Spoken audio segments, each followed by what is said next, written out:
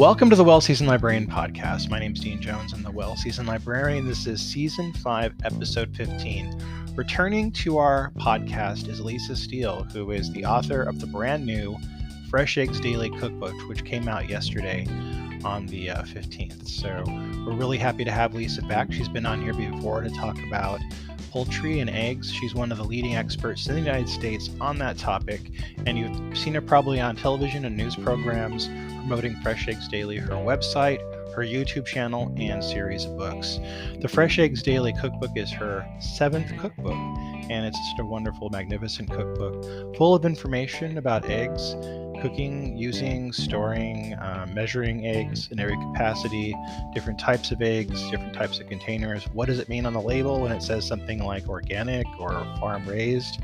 All kinds of information in the book, and then the recipes are just to die for. There's hors d'oeuvre recipes, drink recipes, dinner recipes, breakfast recipes, lunch recipes, every type of recipe you can imagine for eggs in here. And they're very exciting recipes, nothing boring in the book.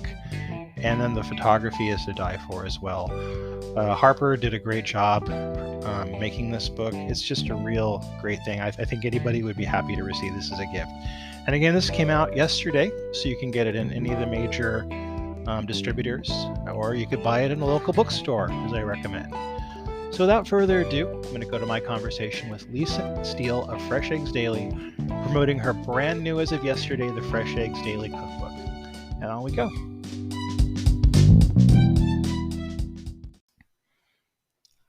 Hey Lisa, it's really good to see you again. Thanks for being on the program to promote your new book before, so I know you always, yeah.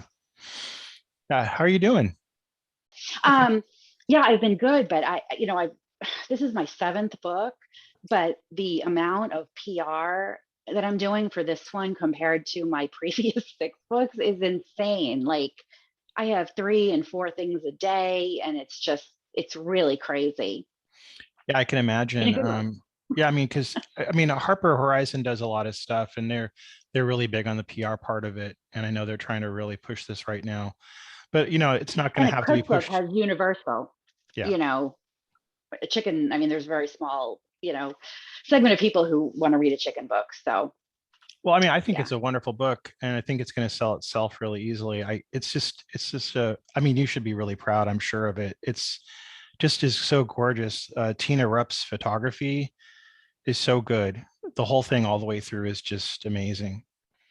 I cannot believe that because it said to me, who do you want to photograph your book? Here are some choices, and look through, some other photographers. And I started looking at who photographed, Ina Garten and Rachel Ray and those kind of people, Giada, because I'm pretty much an overachiever.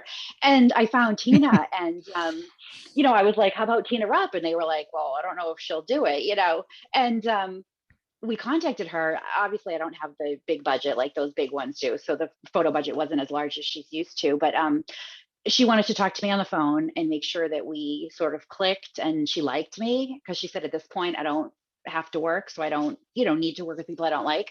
We really hit it off and had a blast, and yeah, she's amazing. Her photos are amazing. When you started writing it, did you intend to go for a specific type of book? Because it's not just a regular cookbook, as some people may assume. Like, it's got a bit of everything. Like, if you're a food nerd, it's got stuff in there for you. If you like science, it's got stuff in there for you. If you're a mixologist, it's got stuff in there for you. If you like doing desserts, it's got that. If you like doing all different types of like cooking with eggs, it's got that. Like, and it's also got so much of the food nerd stuff that, like, did you kind of aim for that when you wrote it? Well, the book ended up being almost 100 pages longer than it was going to be. I wrote it, I thought it would be 100 egg recipes, sweet, sour, savory, whatever. A nice collection, some classics, some that are a little more unique. And then I wrote an introduction, like a page and a half, like a normal introduction to a book. And my editor sent it back to me and said, no, I want you to go into your backstory. People who follow you probably want to learn more. People who don't follow you, would like to hear more. And I want you to talk more about eggs, just anything you can think of about eggs. So I turned it back in. It was like 40 pages longer, and they loved it. And they ended up increasing the length of the book for that reason. And I think it's very unique in that aspect. I've read a lot of egg cookbooks, and a lot of them are just kind of recipes with an egg plopped on top. Yeah. But I find eggs really fascinating. At this point, I'm kind of fascinated more by eggs than by my chickens. At first it was the chickens I was all into, but I realized my passion really lies in eggs because there's just so much to them. Like you said, it's very scientific, like when you're baking with them and the things that they do to different recipes and how the yolk works different than the white and all this other stuff. So they're just fascinating. I mean, I cooked scrambled eggs so many ways and omelets and tried 18 different souffle recipes. And, there's just a lot there. I think your book really brings home how eggs are the Swiss Army knife of the kitchen, because I think eggs are there and we take it for granted, because looking through your cookbook really kind of like made the light bulb go over my head, how often eggs end up kind of saving my bacon, pun unintended. When I want to make something quick for dinner and I don't really have something, eggs are always there in various ways, never like just one way. So I think you really totally highlighted that with your book. It's exceptional. I mean, I wanted to kind of ask you some questions about it. I'll go back and put an intro later, kind of Sure. going over your bio and everything. I thought we'd just start talking because I'm so really curious. So if you don't mind, I have a lot of questions, if that's okay. I actually forgot we were recording. Like we were just chatting, and all of a Yeah, sudden I just looked and I was like, "Oh, we're recording." Okay, then. I'm just nerding out about it because I really The love the interview book. has started. Well, and just before we move on, quickly, carbonara is one of my favorite recipes because, like you said, you have nothing to cook. You open the pantry, there's nothing in there. But who doesn't have dried pasta and some eggs? Yeah. And you make this glorious sauce. Just using the egg. It's beautiful. I just made that last week. I'm glad you brought that up because that was basically what happened. I didn't have anything to cook. I had flubbed dinner, so I was like, "Well, I guess we're having carbonara." And it really is. The kids were wowed by it. They're like, "Oh wow, this is awesome!" Hmm. Now I wanted to go over some of the things because, like I said, there's a lot of good stuff for food nerds like me. Can we talk a bit about the egg carton code? Because I really love that part of the book. That was so awesome. Can you talk a little bit about that? Yes. So that is sort of the commercial egg industry's way of secretly getting around not having to really tell you how old the eggs are. So you can ignore the best buy or sell by dates because those are sort of arbitrary. But what you want to look for is the 3-digit code on the end of every egg carton. It'll be a number from 001 to 365, and that corresponds to the day of the year that the eggs were put in the carton. So I actually had to go buy eggs a couple of days ago because I'm doing a lot of cooking demos in this next week or two. So I had to go buy store-bought eggs. So I picked out 8 dozen, brought them home, and then I said, you know what? Let me just look. Every one of them was either 020 or 021. So that meant they were put in the carton January 20th or 21st. So we're now at February 10th or whatever. So, I mean, we're already talking, they're what, 20 days old? Yeah. They were probably not put in the carton for a day or two after they were laid. I might not use them for a week or two. So your average supermarket egg that you're eating is probably about 6 weeks old, in all honesty. Well, you're talking about. I've heard people talk about in books. Fiction works will sometimes talk about things like the Little House in the Prairie books or what have you. Will always talk about food and preservation, especially where it's necessary to the plot line. But I've always heard of how people will store eggs, and I never really thought about too much about like what people did before refrigeration. And you talk about that in your book about some of the ways that they stored eggs. Can you talk about that a little bit? Sure. Well, my favorite way, which wouldn't work if you didn't have refrigeration because you wouldn't have freezers either. But when you do raise chickens, it's very seasonal. You get a ton of eggs certain times of the year, so many that I'm just tossing them into the compost pile, Yeah. which just breaks my heart, but we can't Yeah. eat that many. And then in the winter, you don't have because it's shorter days and your chickens go on strike basically every winter. So Yeah. if you would just whisk the eggs up, pour them into ice cube trays, freeze them, and then pop them out and put them in freezer bags. Each cube is roughly 1 egg, and then you can defrost them and scramble them or bake with them or make a frittata or whatever. So that's what I prefer to do because I really only need to have a stopgap between maybe like October and February or Right. March. It's not that long of a time. I know people water glass or they'll preserve eggs in lime, I believe, and they last for like a year, Yeah. but I've never needed eggs to last for a year. So I've never done that. I think in today's day and age, we don't really need eggs to last that long. Yeah. And then I also talk about salt curing the yolks, which it's kind of neat. But you can't use them for baking. So for me, it doesn't really make sense. You basically preserve them in a bed of salt and they firm up and the texture changes, and then you can grate them over pasta or what have you instead of cheese. I mean, I love cheese, so I'm not really looking for a cheese substitute, but that's another option. There's a potato chip that's sold in the Bay Area here at a lot of the Asian stores, and it's got grated preserved egg on it, and it's a flavoring on the potato chips. And they're so popular, they're going for like $17 a bag. Wow. Yeah, you can't get them. Who Like you go, they're almost always gone. I mean, I found them very, very salty, obviously, because they're being preserved in salt. Yeah. But texture wise and visually, if you brought someone out a plate of food with that on top, and they would assume it would be, shredded cheese or grated cheese on top of whatever the food was. Yeah, it's funny. We were talking about my stepdaughter. She texted me at work and she was panicking. She's like, it called for large eggs and I have small eggs. Is this going to be okay? Is it going to be ruined? And I had to kind of like talk to her about the sizes of eggs. Now, you talk about that in your book. And I think that's something that often gets missed because we go to the store, we buy the eggs, and we don't even think about it sometimes. And we get them home and like the recipe will say large eggs, and we have these different variations. Now, can you talk about that a little bit? I actually did that. The 8 dozen eggs that I brought home, 4 dozen are extra large because I'm not used to buying eggs, and I Yeah. didn't think about that. But yes, most recipes, they call for a large egg. That said, my chickens lay eggs all different sizes. I never worry about it. I never weigh them. If it calls for 3 eggs, I grab 3 eggs and, Right. I'm done with it. I think people who weigh their flour, bakers who weigh their flour, probably are the ones that are weighing their eggs Yeah. also. I think everybody else doesn't worry too much about it. I mean, too many eggs, they are going to change the texture and consistency, the moisture levels, so you will get a different result, but I don't think it's that greatly different that your recipe will be ruined. Now, you touched lightly on egg color because I think a lot of people don't even know that there are other colors than white for chickens.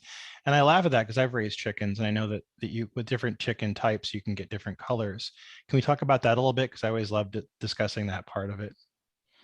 That's really, I mean, the history of, and I go into it in the book, kind of in depth about the history of the colors of eggs and how the white eggs used to be those sold commercially and they were thought to be superior. Um, Whereas peasants and farmers were raising chickens that laid brown eggs, but really it's just utility or economy. White egg layers tend to be smaller birds who eat less. So it's cheaper for a commercial farm to raise a flock of white egg layers than brown egg layers. And for farmers, who were hatching eggs, they would eat the roosters, Right. so they would want a larger bird that could be either for meat or for eggs. And that's why they were raising the brown. And then somewhere along the way, it flip flopped. And all of a sudden, everybody wanted brown eggs because the perception was that they were going to be fresher and they were coming from a farm. So for a while there, brown eggs were actually costing more than white eggs. And then, of course, blue and green eggs came into the picture. Yep. You don't really see them on the shelves too often, maybe like at a Whole Foods or a Trader Joe's or, a specialty store, you might see colored eggs, but they're all the same inside. Yeah. An egg is an egg. My family was afraid of them when I first started buying them. They wouldn't use them. And I'm like, they're just eggs. They're okay. They're just eggs. And they were like skeptical. Then they ate them. They're like, okay, they had to go through it, but they were like really worried they taste differently. I'm like, no, it's just same thing. It's an egg. Well, we have ducks and geese too, and I talk a lot about the duck and goose eggs. And invariably, anytime I post anything on social media, someone says, "What do they taste like?" I'm like, "They taste like eggs." I Yeah. mean, what do you think they taste Yeah. like? Duck eggs are very good.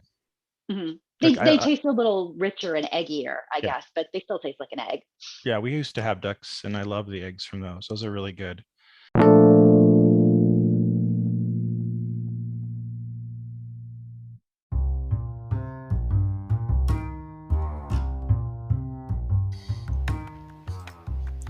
This episode is sponsored by Culinary Historians of Northern California, a Bay Area educational group dedicated to the study of food, drink, and culture in human history.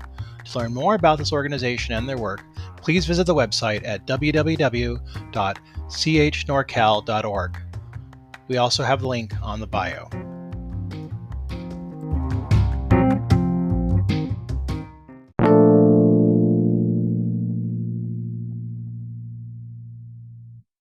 I loved the chapter where you talk about the descriptions of eggs. There's like all natural, farm fresh, cage free, and it all smacks of P.T. Barnum salesmanship. Can we talk about that a Mhm. little bit? It does. And again, when I was at the grocery store last week, I mean, there's a whole there's just shelves and shelves of eggs and cartons and words, and it just becomes a big jumble. And it's hard, but certain things like farm fresh or natural or antibiotic free or hormone free, those mean nothing. Chickens are not allowed to be fed hormones in this country anyway. All eggs are natural. Farm fresh has no actual meaning, so much of it you can just disregard. And really what you should be looking for, if you're concerned about sort of like the welfare of the chickens that are laying the eggs you're eating, is pasture raised. That means that they are out on grass or dirt or a wooded area or something. They're being chickens. They can run around and play and do all the things that chickens do. Um, and certified humane is also a good label to look for, because there are certain stipulations that the farm has been inspected, and the chickens have enough space and all that. um, if you do eat organic and that's important to you, then the organic label is one to look for. But that really relates to what the chickens are eating and not necessarily how they're treated. So for me, pasture raised is the most important thing to look for. Now, free range doesn't necessarily, I think people mistake free range for pasture raised, but it's very different, isn't it? Yes, it is pasture raised, and I'd have to refresh my memory, but it dictates exactly how much of the year or the day or the month that chickens actually have to be outside. They're locked in at night for safety, but they have to be outside. Free range, so let's start. Caged is the teeny tiny cages that everyone's seen, and that's horrible, and the chickens are unhappy. Cage free is those chickens in cages have all been let out. So now they're all just wandering around a huge warehouse, fighting with each other, stepping on each other, whatever. It's really not any better, but it makes people feel better. Um, and then free range is one step above that. In that huge warehouse, there's a little door that the chickens can go out. But I've read, and it's hard to figure out what's propaganda, what's not, but I've read that some chickens never even find that door to go outside their whole life. Oh, So there's wow. no guarantee that free range chickens are actually outside, and the outside can be like a concrete slab. There's no stipulation that it's actually grass or dirt or something that they're going to enjoy. I saw that you had included vegetarian fed chickens, and I was surprised at that because I'm like, why would you necessarily want your chickens to be vegetarians? I was kind of That's incredulous. chickens are not vegetarians. No, If no. you've had chickens, Yeah, chickens will eat mice and lizards and yeah. snakes and worms and grubs and ants. And I mean, chickens are absolutely not vegetarian. So that's something that it makes zero sense to me, because that would be like buying, a vegetarian cat. Like you go to a breeder and they're like, and this is a vegetarian cat. It's like, well, cats are carnivores. Yeah, Chickens are omnivores. They should yeah. be eating everything. They're very happy. I've found to eat the slugs in your garden too. They sure do. You had a lot of information. I'll just go over some of this. Just the weights and measures section was really important, I thought. The temperature portion was so important.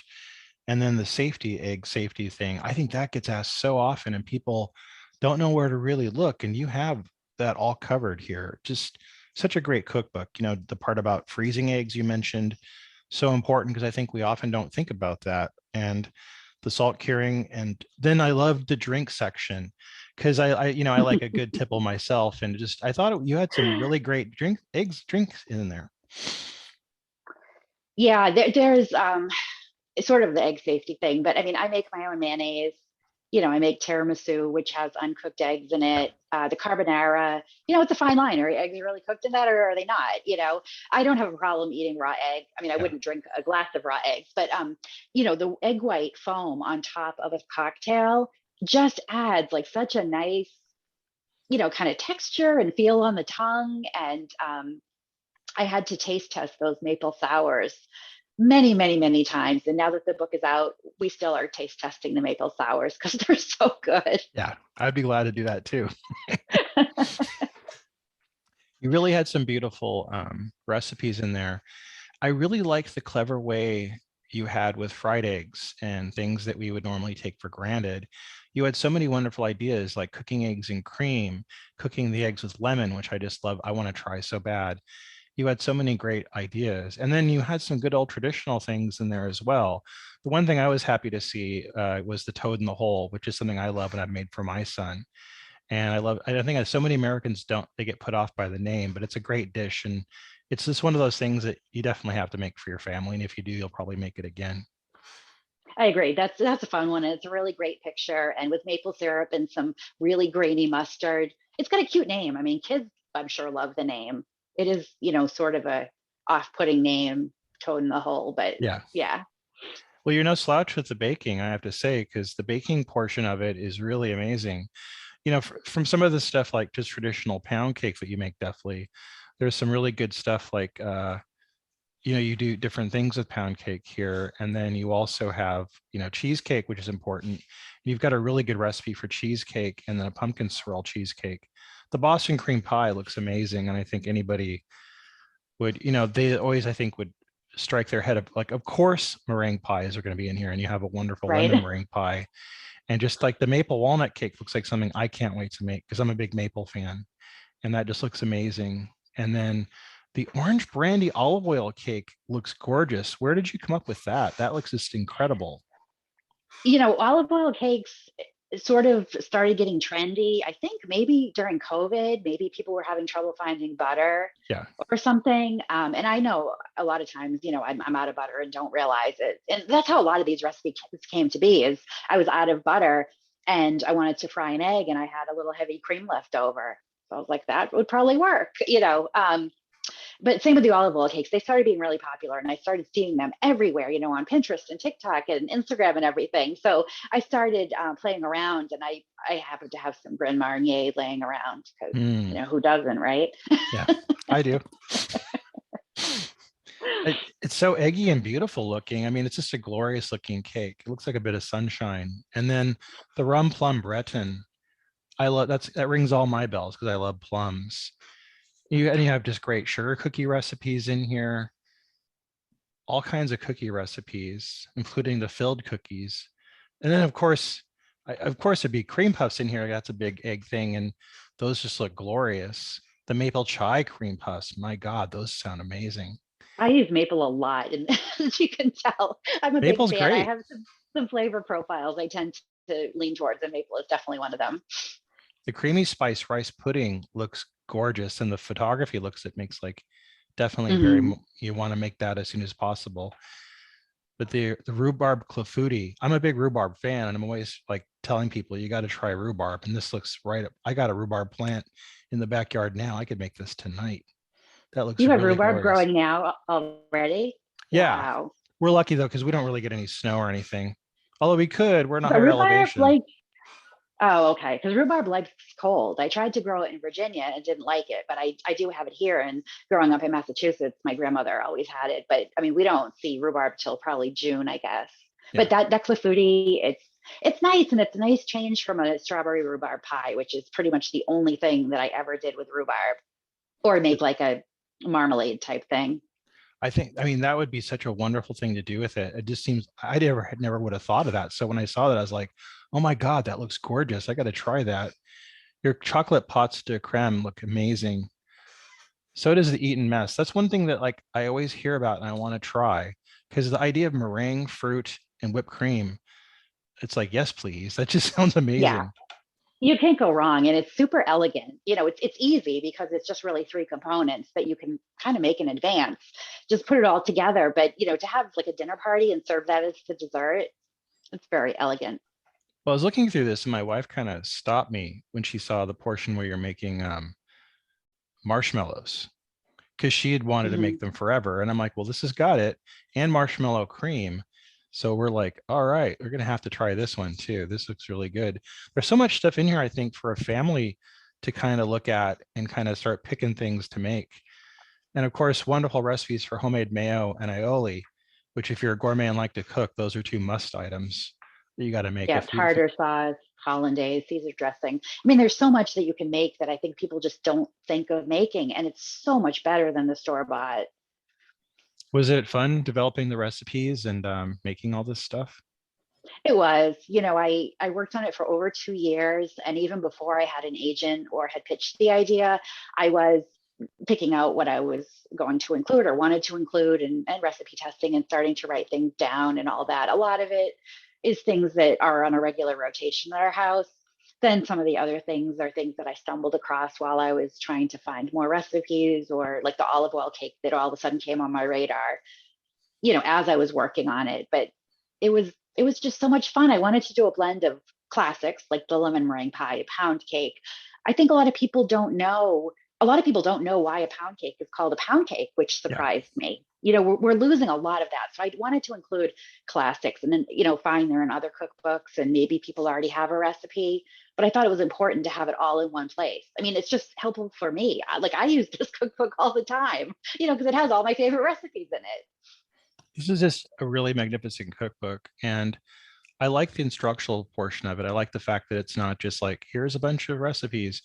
It's got so much to read. And it's really one of those things you get to sit down and kind of read it cover to cover and really get a lot of enjoyment out of it. So I'm really just recommending this to everybody. And I know I'm going to be getting it for a lot of people for gifts, because I just feel like this would be the perfect gift book for somebody who likes to cook.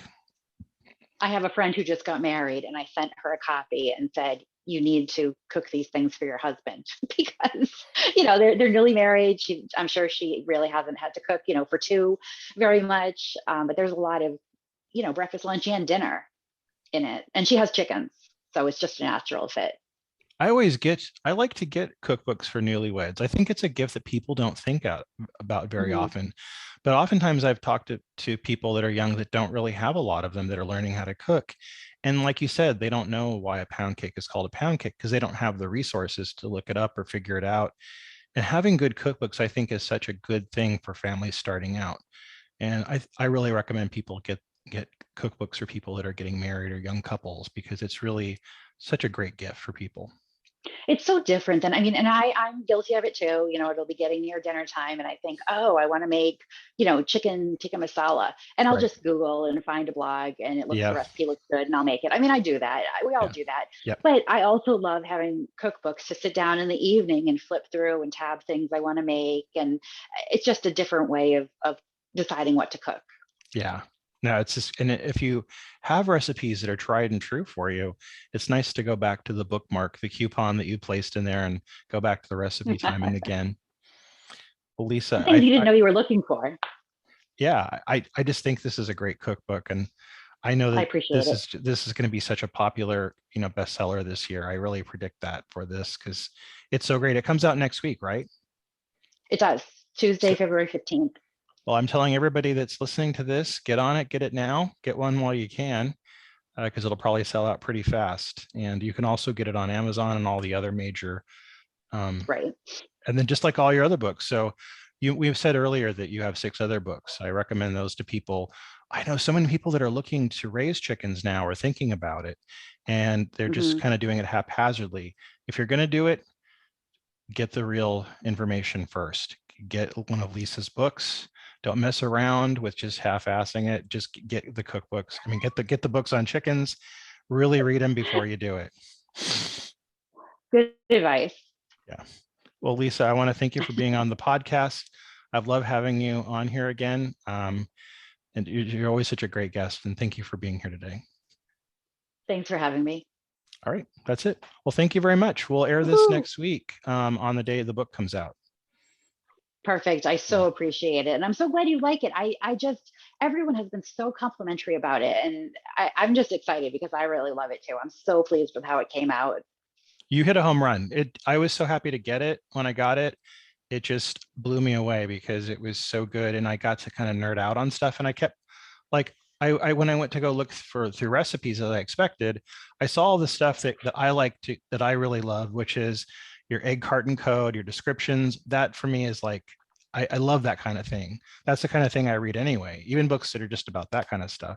So I'm like, this is great for me. This has got everything I need. So I was really happy with it.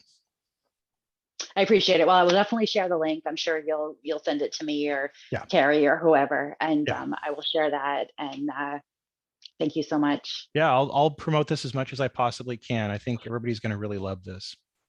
I appreciate it. Thanks. Okay, well, you have a great day then, a good weekend too. You too. Thanks. Bye. Bye.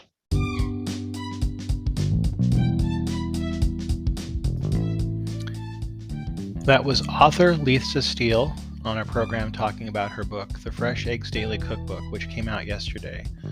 Wonderful book. You can get it through any media outlet, and you could also purchase it through a local bookstore. Now we're going to have on Friday Lisa Amico Crystal, who's going to be talking about her book, The Art of Conversation, as well as her life as a chef, writing cooking recipes and such. I look forward to talking to her. And then next Monday, we're going to have Constance Kirker and Mary Newman talking about their book, Coconut, and other books like their books about edible flowers and more. Then we're going to have Christopher Schaefer talking about his book, Muno Versasova, When Americans Experience Teaching in Post-Cold War Slovakia. And then we're going to have John Birdsall on talking about his book, The Man Who Ate Too Much. So look forward to talking to all these authors next week. And until then, happy cooking.